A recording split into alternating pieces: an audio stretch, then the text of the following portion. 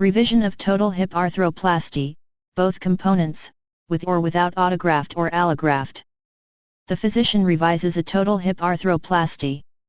With the patient in a lateral decubitus position, the physician may access the hip through the previous hip surgery incision.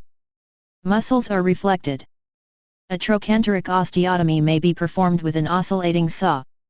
The physician incises the hip joint capsule. Any scar tissue is removed. The physician manually dislocates the hip. Cement is removed from the upper portion of the femoral stem with a motorized or hand instrument. The stem may be removed. If the stem has fractured, the physician may drill a hole in the femoral shaft so that an instrument may remove the broken portion. The physician removes scar tissue and cement from around the acetabular component with chisels and gouges. The acetabular component is removed from its bed. The physician reconstructs the acetabulum with cement or screws and bone graft. The new femoral stem is inserted into the femoral shaft. The physician may augment the area with an autograft or allograft.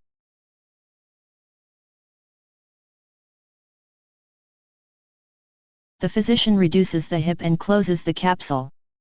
The greater trochanter is wired into place. Suction drains may be placed in the wound. The incision is repaired in layers with sutures, staples, and slash or strie strips.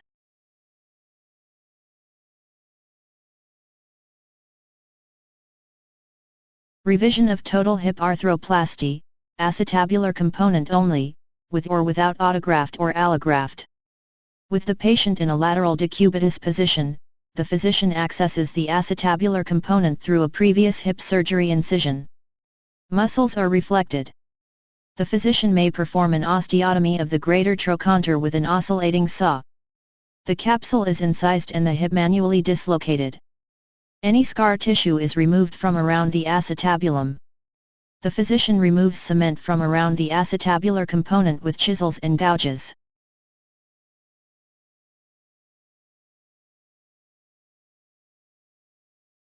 The acetabulum is levered out from its bed. The acetabulum may need to be reamed out in preparation for the new component. The physician reconstructs the acetabulum with or without cement. If the acetabulum is reconstructed without cement, the component is usually inserted and fixed with screws. Prior to the acetabulum placement, the physician may harvest a bone graft from the patient's iliac crest and close the surgically created graft donor site. Donor bone, allograft, may be used instead. If cement is used, it secures the new component in the acetabular bed.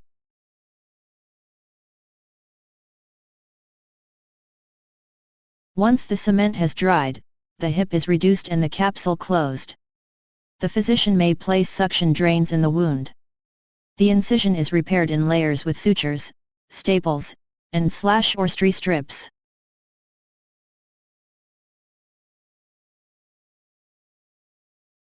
Revision of total hip arthroplasty, femoral component only, with or without allograft.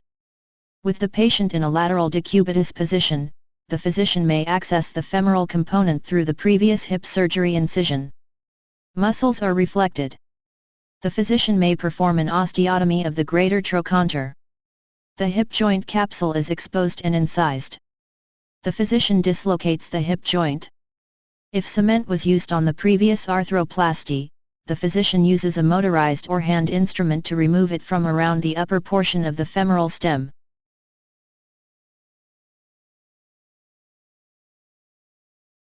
If loose enough, the stem is removed with forceful blows. If the stem cannot be removed, additional cement may need to be removed from the femoral shaft, so the stem can be extracted. The physician may place cement in the femoral shaft and insert the new femoral component. If the revision is cementless, donor bone, allograft, may be inserted as needed into the femoral shaft between the cortex and femoral component.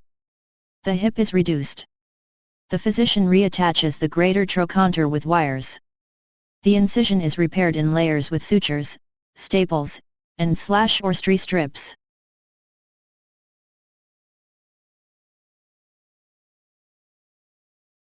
Arthroplasty, patella, without prosthesis. With prosthesis, the physician makes a medial patellar incision, exposing the underneath surface, subchondral bone, of the patella. Abrasion arthroplasty or a smoothing of the bone surface is performed to encourage growth of new cartilage. The underneath side of the patella is smoothed to make room for the prosthesis. The physician secures the prosthesis with screws or glue.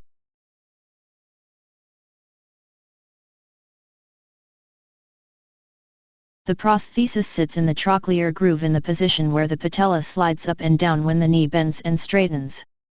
The incision is repaired in layers with sutures, staples, and slash or stri strips.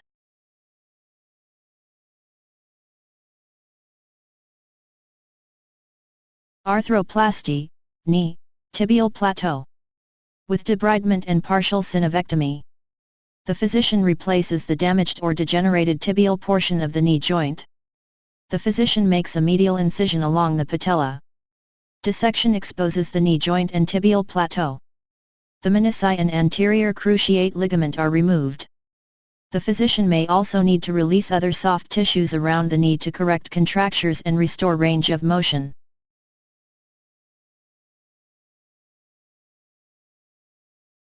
The physician makes a bone cut through the tibial plateau using a cutting alignment jig. Peg holes are made on the remaining tibial plateau and the tibial component is placed into position. Screws and slash or glue secure the component. The incision is repaired in layers with sutures, staples, and slash or stri strips. If the synovium around the knee joint is diseased, the physician may remove it as well.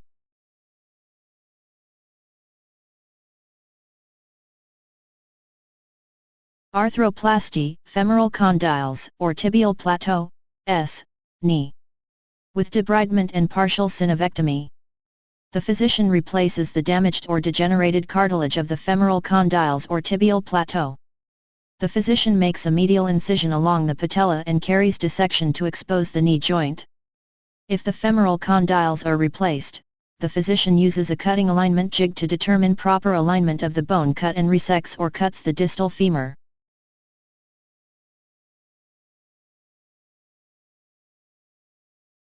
Additional smaller cuts may be made on the femur for rotational alignment. The physician may need to release soft tissues around the knee to correct contractures and restore range of motion. If the tibial plateau is replaced, the physician first removes the menisci and other soft tissue as needed. A cutting alignment jig is used to determine proper alignment of the tibial bone cut. Once the bone cuts are made, peg holes are also made into the bone. The prosthesis is placed into position and secured with screws and slash or glue.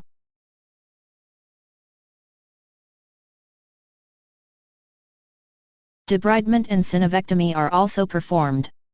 Any osteophytes interfering with range of motion are debrided and removed. The physician will also remove any diseased synovium present around the knee joint. The incision is repaired in layers with sutures, staples, and slash or stri strips.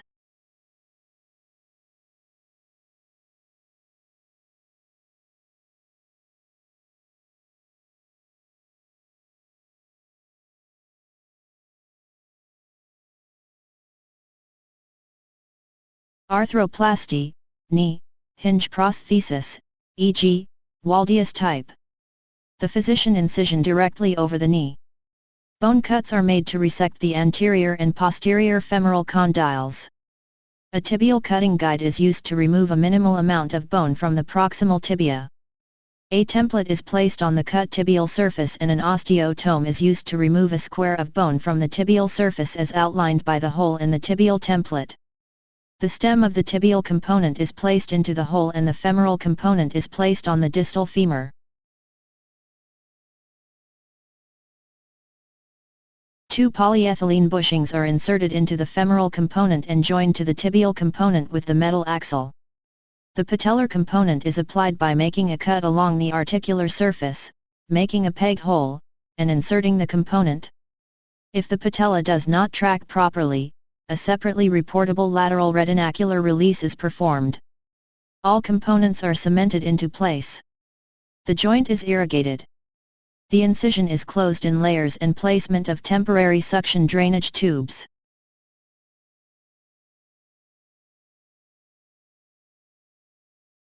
Arthroplasty, knee, condyle, and plateau, medial or lateral compartment. The physician replaces one diseased or damaged compartment of the knee, including the femoral condyle and tibial plateau on the same side. A medial incision is made along the patella and dissection exposes the knee joint. The physician prepares the selected compartment for arthroplasty by removing the meniscus. Other soft tissue around the compartment may also need to be released.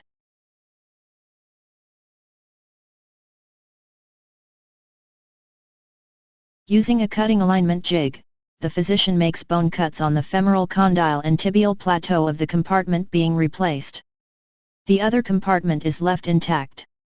Peg holes are made into the bone and the femoral and tibial components are placed into position. The components are secured with screws and or glue. The incision is repaired in layers with sutures, staples, and or strips.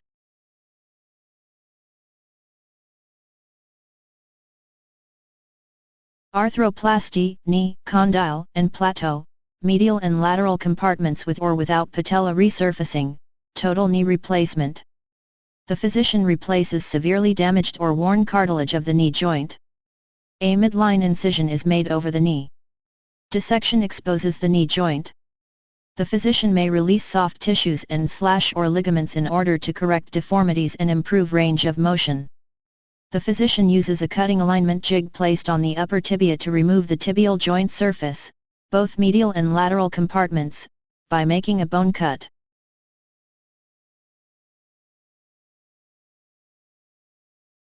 A cutting alignment jig is also used on the femoral condyles to make the appropriate bone cut. Depending on the integrity of the joint surface of the patella, the physician may also make a bone cut to remove damaged cartilage. If the joint surface is healthy, it is left intact. Peg holes are usually made, and the components of the prosthesis are placed into position on the tibia, femur, and, if needed, the patella.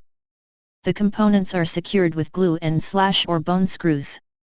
The incision is repaired in layers with sutures, staples, and or strips. Revision of total knee arthroplasty, with or without allograft, one component. Femoral and entire tibial component. The physician performs a revision of a total knee arthroplasty. Typically, previous skin incisions are incorporated to expose the knee. One or both, femoral and tibial, components are removed as determined by the physician. In order to remove the components, an osteotome or saw may be used to loosen the cement or bones so that the prosthesis can be topped out with a mallet.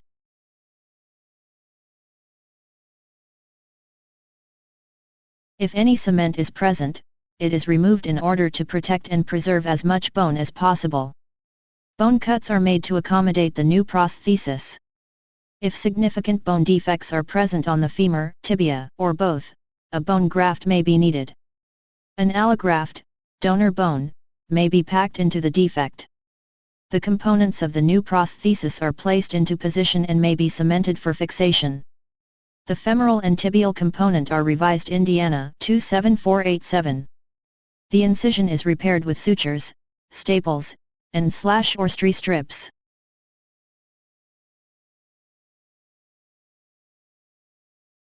Arthroplasty, ankle. With implant, total ankle. Revision, total ankle. The physician performs arthroplasty to correct joint problems caused by arthritis. 3 portal incisions are made at the front and sides of the ankle. Joint surfaces are smoothed and scar tissues are removed from the joint.